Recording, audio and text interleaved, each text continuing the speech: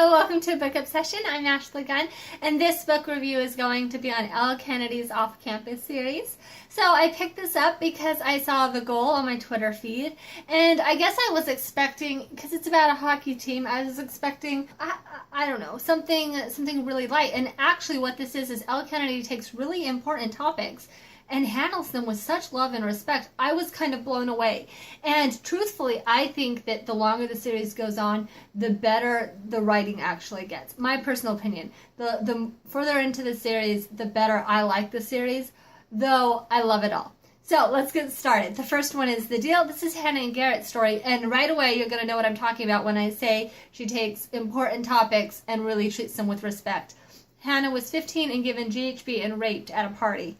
So this story is a really amazing story about a girl who went through something horrific, and at the same time, now she's in college, she's thriving, she's making something of herself. It's really incredible. Not only did she get raped, but then the guy got away with it, and his friends lied for him, and it was a real mess, and it caused a lot of problems for her family. So, but her family loves her and sticks by her, and I don't mean this in a sadistic way. I guess I appreciated the fact that Elle didn't make it where everything was perfect in Hannah's life.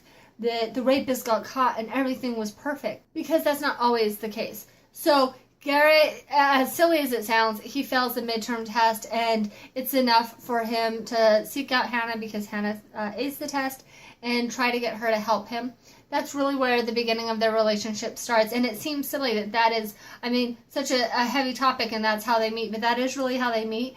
And then through the growth of their relationship is really when he's going to find out. First, he's, little hints, like she's not going to like making at parties and stuff, but she pushes it off, and someone she knew this happened to, and then eventually he finds out that it was her, and their relationship grows from there. And I thought it was just incredible that, okay, first of all, he didn't treat her any differently. I mean, obviously, you don't expect that to happen to someone that you care for, but he treated her so well, and I just appreciated that. So from here, you're going to go to Grace and John's story. Now, this subject is not going to be quite as heavy as that one, but I think that it needs to be handled with equal amount of respect because it's about a girl going into college with her virginity. I think it's important that we not make it, a stigma about the idea that you have to lose your virginity before you go to college, or that you should be in a rush to lose it.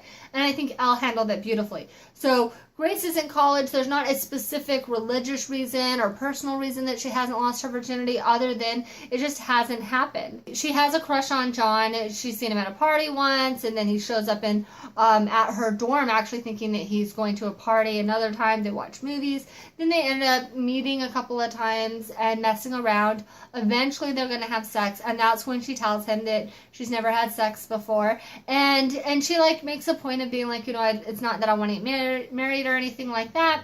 It hasn't happened. Are you okay with that? And then he says no, gets dressed, and leaves because he has lost his mind. I have no idea. But again, I think this situation is handled so well because yes, Grace is humiliated, and yes, John handled that just awful. But she's going to go to her mother's house. Her mother lives in Paris. She'll be there for 2 or 3 months. Then she's going to come back, and when she comes back, she has this new sense of purpose.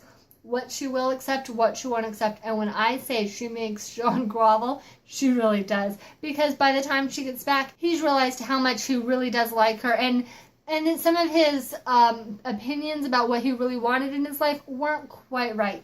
So, again, absolutely incredible story. From there, you're going to go to Allie and Dean's story, which I think is probably the lightest.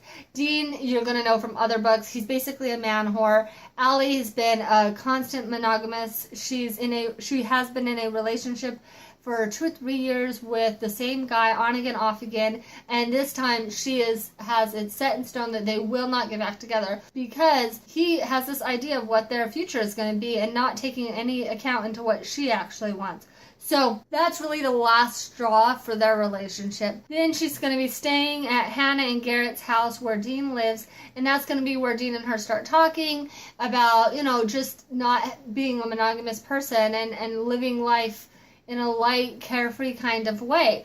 Dean likes to portray himself as, this stupid party boy, even though the truth is he works really hard. He has a lot of money, so it's usually assumed that he pays people off, and that's how he does well, and that's how he gets by, and that he doesn't really care about stuff, but he does.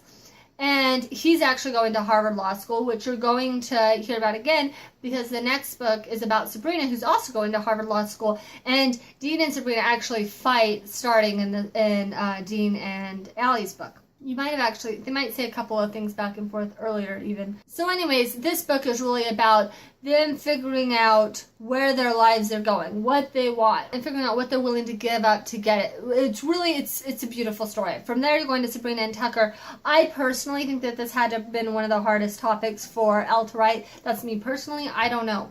But Sabrina has a horrible, horrible home. Her mother ran away when I believe she was 8, and her stepfather stayed. Her stepfather started having a relationship with her grandmother, who also lives with her.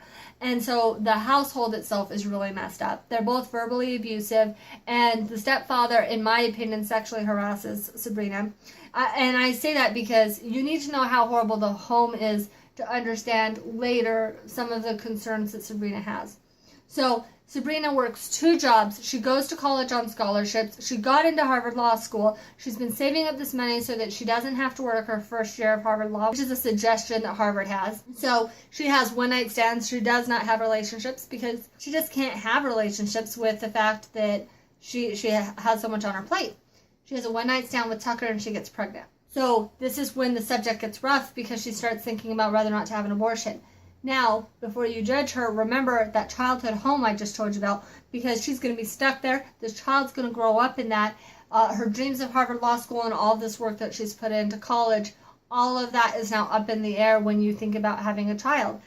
Tucker handles it amazingly. He's going to be there for her either way, gives her room to think, and then when she makes her decision, he's right there for her. It was just written beautifully. The book itself, I loved the entire series, but I guess to me, the way that Elle handles those really important topics matter, and so I really appreciated that. Anyways, so if you guys have any more questions, this is the Off-Campus series again by Elle Kennedy. I always put the author's link as the very first link in my description so that any way they make books available, you have the books available to you.